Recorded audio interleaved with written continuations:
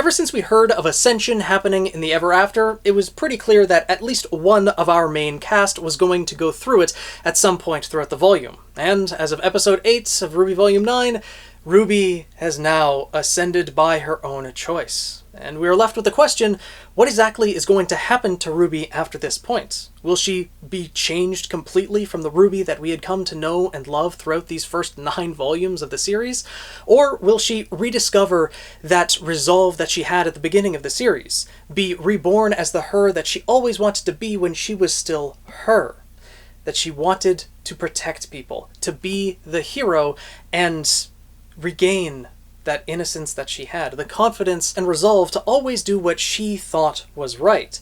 There really isn't any way to know exactly what her ascension will entail until we see it take place on screen, but given what we know about Ascension, there are a few speculations that we can make.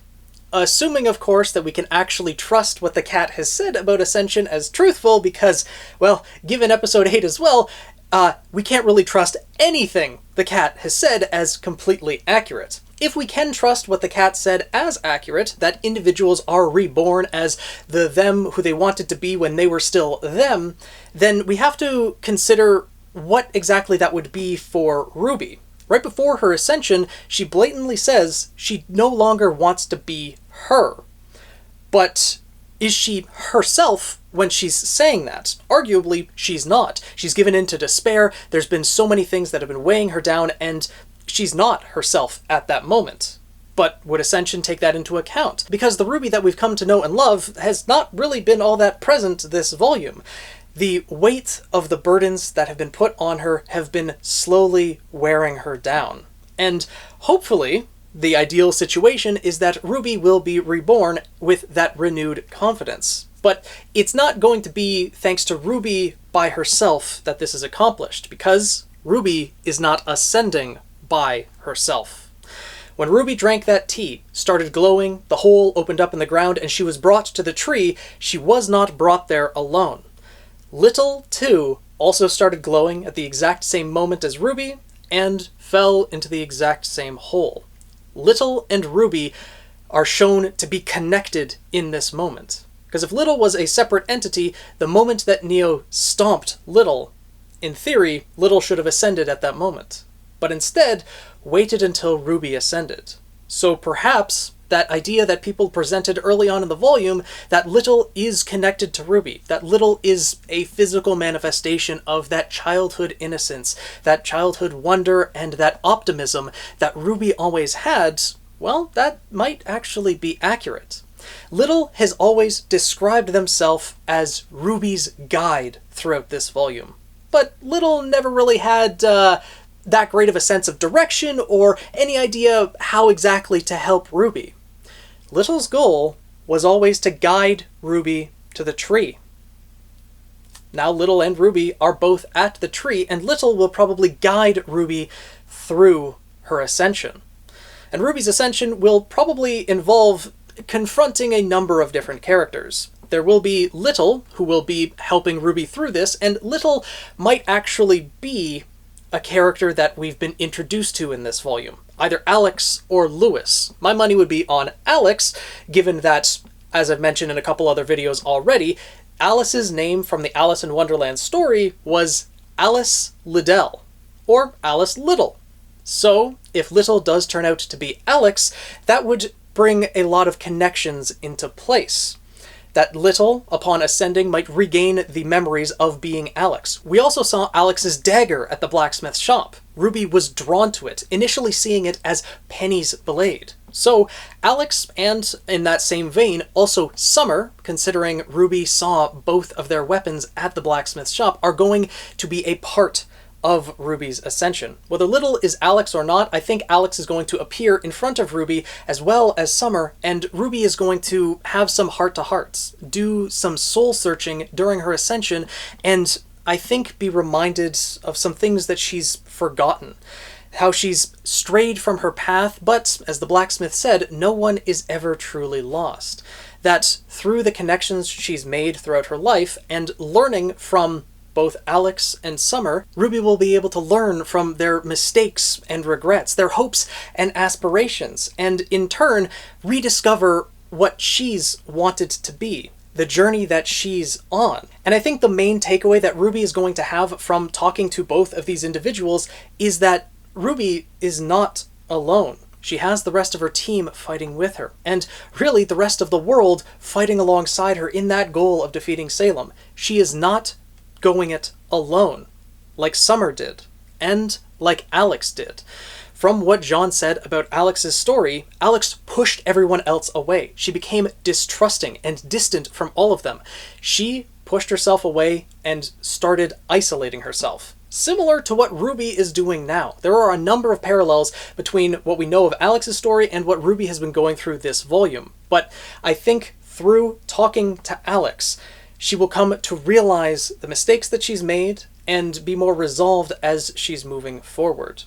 As Ozpin said near the end of Volume 8, the fairy tale that he was reminded from, about a girl who fled from the consequences of a choice. And instead of learning from her failure, she only succeeded in spreading it. And if RWBY doesn't learn from her failures, learn from the things that she's experienced, then she's only going to spread those failures. And I think one of RWBY's biggest shortcomings is trying to shoulder everything herself. She needs to learn that she can rely on others, that there are people there for her, just like Little is there for her. And perhaps by the end of her ascension, Little and RWBY will merge into one, though that seems a little bit unlikely given that Little is supposed to be a character specifically from the Ever After, not someone from Remnant, and not an actual physical separation of RWBY, or a portion of RWBY's soul that was separated out upon arriving at the Ever After. There would have to be some explanation there, but it might be that Little comes along with RWBY in some way, shape, or form back to Remnant. Whether Little remains as a sentient being in and of themselves, or perhaps Little becomes not necessarily a replacement, but a representation of a promise for RWBY.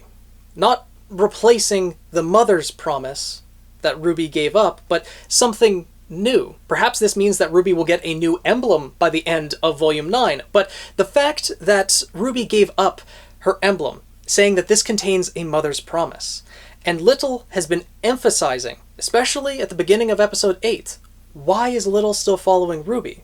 Well, because they promised. That idea of a promise, something that RWBY seems to want to push away in this volume. A mother's promise she's pushing away. Little promised and she's pushing Little away as well. This idea of a promise, and to believe that people around you will fulfill their promises, that you can trust them to be around, to be there for you, is something that I think RWBY is really going to have to come to terms with. She's going to have to trust that her friends have her back, and also be more trusting of her friends to share her own burdens with them. And I think through her ascension, this is something that she will realize by talking with Alex and also seeing a vision of her mother. Maybe we won't actually see RWBY confronted by Summer Rose directly, because Summer's spirit is still in Remnant. Summer might still be alive. That's a whole other topic entirely, but Summer Rose won't actually be there to confront RWBY, but RWBY might see a vision or a memory from her past that she may have forgotten.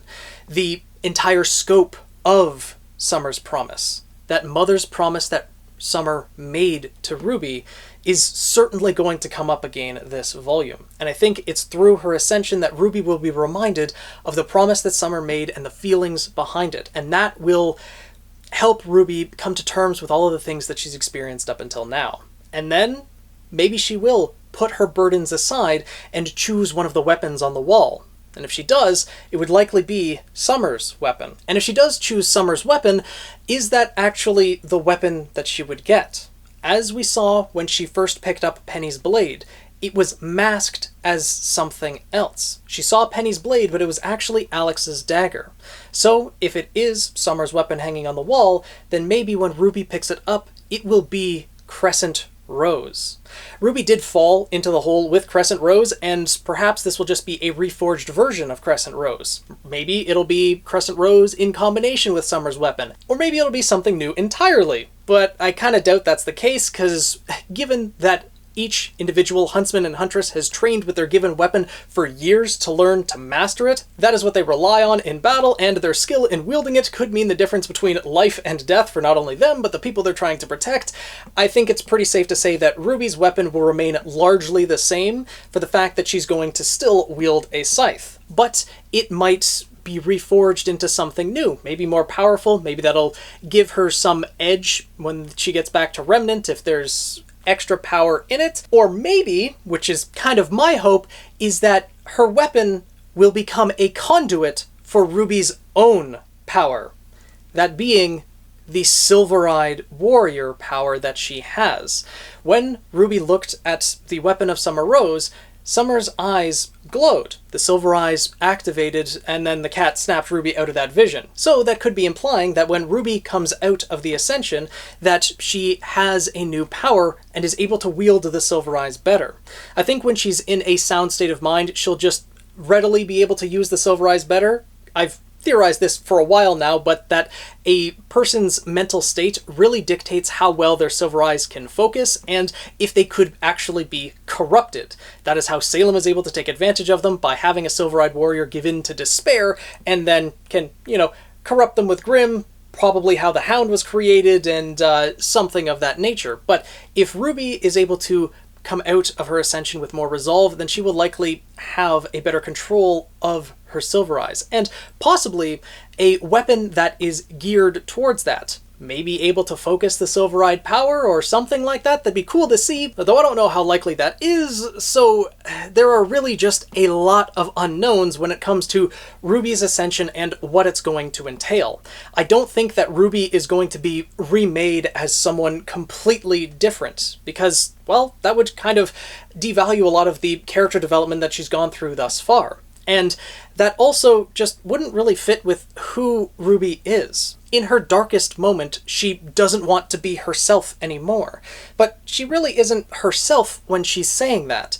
And if characters really are reborn as the them that they always wanted to be when they were still them, then I think we're going to see the return of a more optimistic RWBY, as she comes to terms with everything that she's been through. We'll see her possibly go through the memories of her past in a similar way to what she did when she activated the Silver Eyes at the end of Volume 6, when she was able to flash through all of the memories, the happy memories and the sad memories that she had, and she was able to activate the Silver Eyes at that moment to freeze the Leviathan. I think it's going to be something similar to that, where she will see the things from her past, as well as possibly see things from Alex's point of view as well.